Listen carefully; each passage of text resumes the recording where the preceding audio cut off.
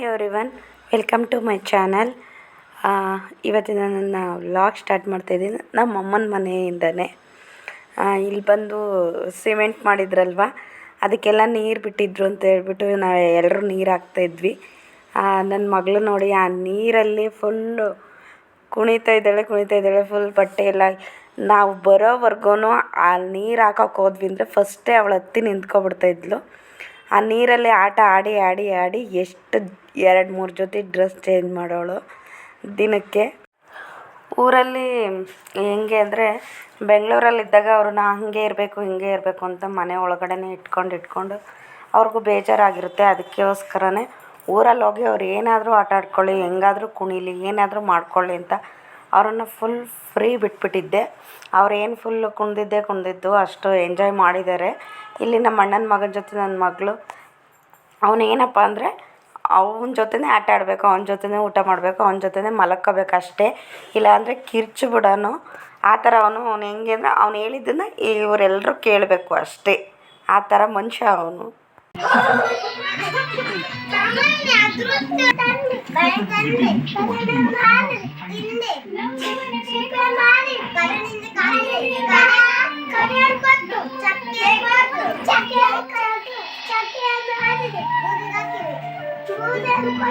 ಒಲೆಗೆ ಹಾಕಿದ್ವಿ,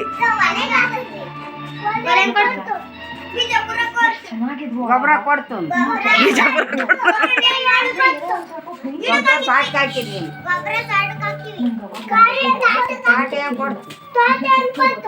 ಕಾಯಿ ಕೊಡ್ತು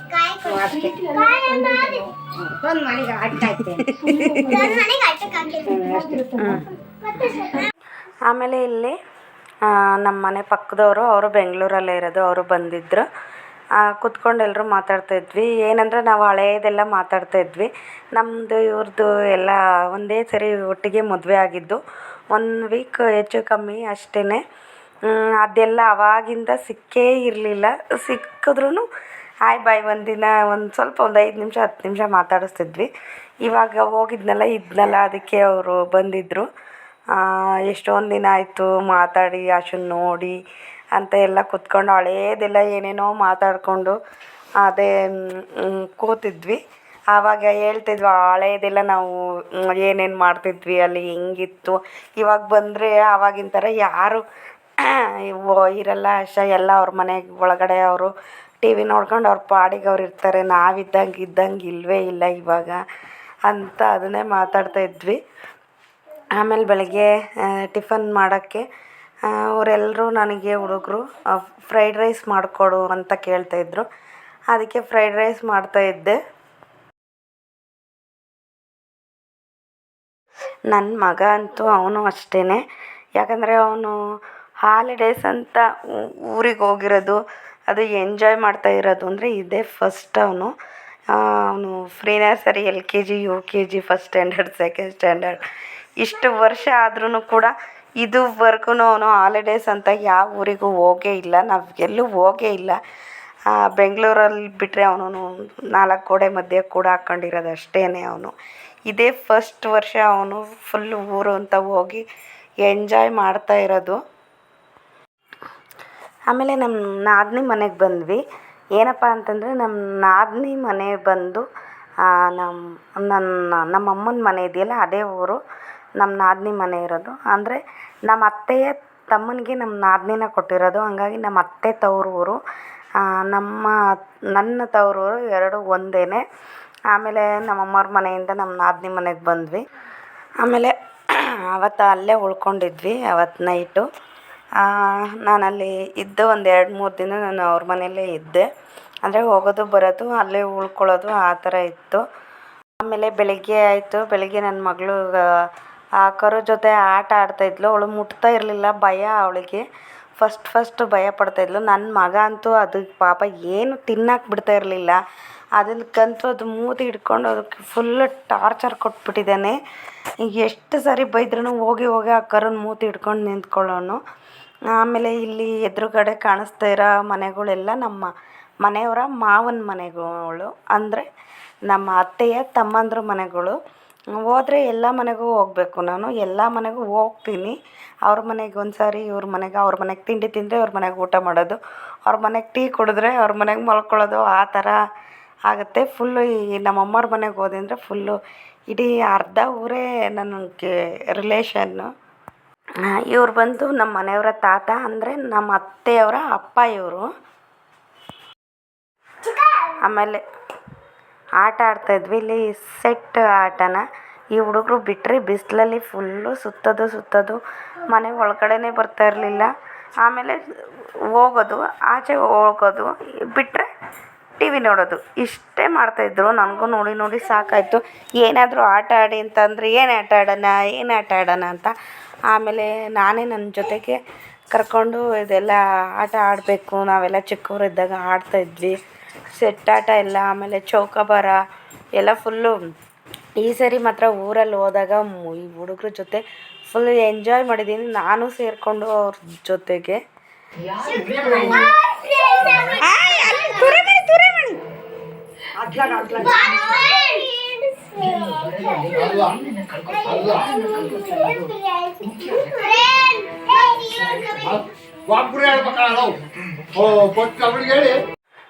ಆಮೇಲೆ ನಾನು, ನನ್ನ ಮಗ ಮತ್ತು ನನ್ನ ಮಗಳು, ನನ್ನ ನಾದಿನಿ ಮಗನ ಜೊತೆ ದೇವಸ್ಥಾನಕ್ಕೆ ಹೋಗ್ತಾಯಿದ್ವಿ. ಅಲ್ಲೇ ಹತ್ರ ಇದೆ ದೇವಸ್ಥಾನ. ಹಂಗಾಗಿ ಅವನ್ನ ಕರ್ಕೊಂಡು ಅವನ ಜೊತೆ ಗಾಡೀಲೇ ದೇವಸ್ಥಾನಕ್ಕೆ ಹೋದ್ವಿ.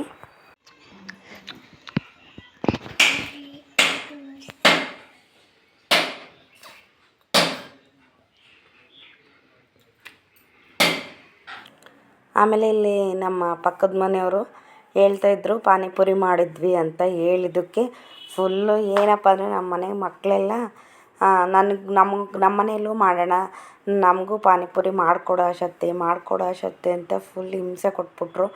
ಆಮೇಲೆ ನಮ್ಮಮ್ಮ ಸರಿ ಆಯಿತು ಅಂತ ಹೇಳ್ಬಿಟ್ಟು ಎಲ್ಲ ಐಟಮ್ ಹೇಳ್ದೆ ತಗೊಂಬಂದು ಕೊಡ್ತು. ಫುಲ್ಲು ಮಾಡ್ತಿದ್ದೀನಿ. ಅವ್ರಿಗೇನು ಮಾಡೋಕ್ಕೆ ಬಿಡ್ತಾಯಿಲ್ಲ. ಎಷ್ಟೊತ್ತಿಗೆ ತಿಂತೀವೋ ಏನೋ, ಎಷ್ಟೋ ತಿಂದ್ಬಿಡ್ತಾರೆ ಅನ್ನೋ ಥರ ಫುಲ್ಲು ಪೋಸ್ ಕೊಟ್ಬಿಟ್ರು. ಆಮೇಲೆ ಲಾಸ್ಟಿಗೆ ಹೆಂಗೋ, ನಾನು ತುಂಬ ದಿನ ಆಗಿತ್ತು ಮಾಡೇ ಇರಲಿಲ್ಲ, ಹೆಂಗಾಗುತ್ತೋ ಏನೋ ಅಂತ ಅಂದ್ಕೊಂಡು ಅವ್ರಿಗೆ ಹೇಳ್ಬಿಟ್ಟಿದ್ದೆ ಫಸ್ಟ್. ಎಲ್ಲ ಮರ್ತೋದಂಗೆ ಆಗ್ಬಿಟ್ಟೈತೆ ಕಣ, ತುಂಬ ದಿನ ಆಯಿತು ಮಾಡಿ, ಹೆಂಗಾಗುತ್ತೋ ಗೊತ್ತಿಲ್ಲ, ಮಾಡ್ಕೊಡ್ತೀನಿ, ನೀವು ತಿನ್ನಬೇಕಷ್ಟೇ ಅಂತ.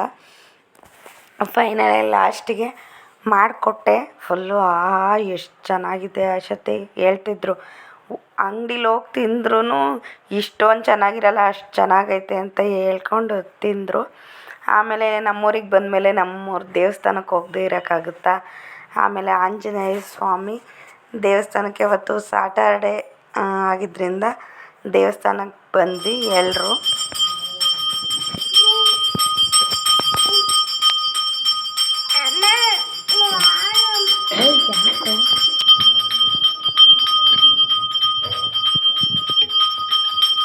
ಆಮೇಲೆ ನಮ್ಮ ಅಣ್ಣ ನಮ್ಮ ಅತ್ತಿಗೆ ಇರಲಿಲ್ಲ, ಅವರೆಲ್ಲೋ ಹೋಗಿದ್ರು. ಆಮೇಲೆ ಬಂದಾಗ ಅವನ ಮಗ ಹೇಳ್ತಾಯಿದ್ದ, ಡ್ಯಾಡಿ ನಾನು ಯಾರನ್ನು ಏನೂ ಮಾಡೇ ಇಲ್ಲ ಡ್ಯಾಡಿ, ನಾನು ತೀಟೆನೇ ಮಾಡಿಲ್ಲ ಅಂತ ಹೇಳ್ತಾಯಿದ್ದ. ಮತ್ತು ನಾನು ನಮ್ಮೂರಿಗೆ ಬಂದ್ವಿ. ಯಾಕೆ ಅಂತಂದರೆ ನಮ್ಮ ನಾದಿನಿಯವ್ರ ಯಜಮಾನ್ರನ್ನ ಕರ್ಕೊಂಡು ನಾನು ನಮ್ಮೂರಿಗೆ ಬಂದಿದ್ದೆ. ನಮ್ಮ ಹುಡುಗರನ್ನೆಲ್ಲ ಅಲ್ಲೇ ಬಿಟ್ಟು ಬಂದಿದ್ದೆ, ನನ್ನ ಮಕ್ಕಳನ್ನ. ಯಾಕೆಂದರೆ ಅವತ್ತು ಹೆಂಗೂ ಇವಾಗಲೇ ಹೋಗಲ್ವಲ್ಲ, ಲೇಟಾಗಿ ಹೋಗೋದು ಅಂತ ಹೇಳ್ಬಿಟ್ಟು ಏನೂ ತಗೊಬಂದಿರಲಿಲ್ಲ. ಅಂದರೆ ಕಾಯಿ ಅದು ಏನೂ ತಂದಿರಲಿಲ್ಲ ಐಟಮು. ಅದಕ್ಕೋಸ್ಕರ ಮತ್ತೆ ಇನ್ನು ಬೆಂಗ್ಳೂರಿಗೆ ಹೋಗ್ಬೇಕಲ್ಲ ಅಂತ ಹೇಳ್ಬಿಟ್ಟು ಮತ್ತೆ ಊರಿಗೆ ಹೋದೆ. ಕೊಬ್ಬರಿ ಇತ್ತು, ಸ್ವಲ್ಪ ಎಣ್ಣೆ ನಾವೀಗ ಒಂದು 2 ಸಾರಿ ಊರಿಂದ ಕೊಬ್ಬರಿ ತೊಗೊಂಬಂದು ಎಣ್ಣೆ ಆಡಿಸ್ಕೊತೀವಿ.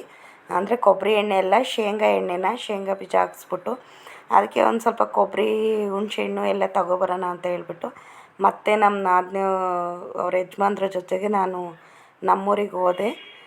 ಅವತ್ತು ಹೋಗಿ ಒಂದಷ್ಟು ಕೊಬ್ಬರಿ, ಹುಣಸೆಹಣ್ಣು ಎಲ್ಲ ಒಂದಿಷ್ಟು ಐಟಮ್ ತಗೊಬಂದೆ. ಫುಲ್ ಹೊರಟಿದ್ದೀವಿ, ಕತ್ಲಾಗ್ಬಿಟ್ಟೈತೆ. ಮತ್ತು ಅವತ್ತೇ ಫಸ್ಟ್ ನಾನು ಈ ವರ್ಷದ ಮಳೆ ನೋಡಿದ್ದು. ಮಳೆ ಸ್ಟಾರ್ಟ್ ಆಯಿತು, ಅದಕ್ಕೆ ಕೂತ್ಕೊಂಡ್ವಿ. ಮತ್ತು ಅವಳಷ್ಟೊತ್ತಿಗೆ ತಿಂಡಿ ಮಾಡಿದ್ಲು. ನಾವು ಹೋಗಿ ಕೊಬ್ಬರಿ ಹೊಡ್ಕೊಂಬರೋ ಅಷ್ಟರೊಳಗಡೆ ಬೇಗ ಹೋಗ್ತಾನೆ. ನಾನು ಹೇಳಿದ್ದೆ ಇಲ್ಲ ಹೋಗ್ತೀವಿ ಇರಲ್ಲ ಅಂತ ಹೇಳಿದ್ದಕ್ಕೆ ನಾವು ಹೋಗಿ ಕೊಬ್ಬರಿ ಎಲ್ಲ ಹೊಡ್ಕೊಂಡು ಬರೋ ಅಷ್ಟರೊಳಗಡೆ ಅವಳು ಅವಲಕ್ಕಿ ತಿಂಡಿ ಮಾಡಿದ್ಲು. ತಿಂಡಿ ತಿಂದ್ಕೊಂಡು ಕಾಫಿ ಕುಡ್ಕೊಂಡು ಮತ್ತೆ ಎದ್ದು ಹೊರಟ್ವಿ. ಮಳೆ ಬೇರೆ ಫುಲ್ ಹನಿತಾ ಇತ್ತು, ಅಂದರೆ ಜೋರಾಗಿ ಬರ್ತಾ ಇರಲಿಲ್ಲ. ಆಮೇಲೆ ನಮಗೆ ಭಯ, ಕತ್ಲು ಬೇರೆ ಫುಲ್ಲು, ಮತ್ತು ಹೋಗಿಲ್ಲಾದರೂ ಸೆಂಟ್ರಲ್ಲಿ ಸಿಗಾಕೊಂಬಿಟ್ಟೆವು ಅಂತ ಹಂಗೆ ಕೂತ್ಕೊಂಡು ಅಲ್ಲೊಂದು ಸ್ವಲ್ಪ ಇಲ್ಲೊಂದು ಸ್ವಲ್ಪ ವೆಯ್ಟ್ ಮಾಡ್ಕೊಂಡು ಆಮೇಲೆ ನನ್ನ ಮಗ, ಅಂದರೆ ನನ್ನ ಮೈದನ ಮಗ, ದೊಡ್ಡಮ್ಮ ನಾನು ಬರ್ತೀನಿ ನಿನ್ನ ಜೊತೆ ಅಂತ ಹೇಳ್ಬಿಟ್ಟು ಆಮೇಲೆ ಅವರು ಬಂದರು. ಅವರು ನಮ್ಮ ಅತ್ತೆಗೂ ಸ್ವಲ್ಪ ಕೆಲಸ ಇತ್ತು ಅಂತ ಹೇಳ್ಬಿಟ್ಟು ನನ್ನ ಮೈದನೇ ನಮ್ಮ ಅತ್ತೆ ಮತ್ತು ಅವನ ಮಗನ ನಮ್ಮ ಜೊತೆಗೆ ಬಂದು ಅವನು ಒಂದು ಗಾಡೀಲಿ ಬಿಟ್ಬಿಟ್ಟು ಹೋದ. ಏನು ಮಾಡ್ತೀವಿ ಎದ್ದಾಗ್ಬಿಡ್ತೀಯಾ?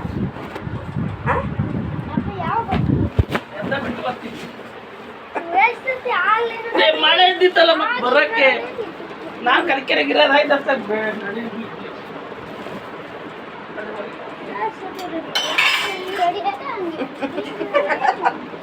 ಈಗ ಬಿಚ್ಚಲೇ ಬೇಡ, ಸುಮ್ಮನೆ ಹಂಗೆ ಮಲ್ಕೊಂಬಿಡು. ಎದ್ದಾಗ ಹಂಗೆ ಬಾ, ಆಯಿತಾ? ನಮ್ಮ ಸೂರಪ್ಪ ಮಮ್ಮಗೆ ಹೆದರಿಕೆ, ಇಲ್ಲ ಅಂದರೆ ಕರ್ಕೊಂಡು ಹೋಗೋದು. ಏನು ಮಾಡೋದು?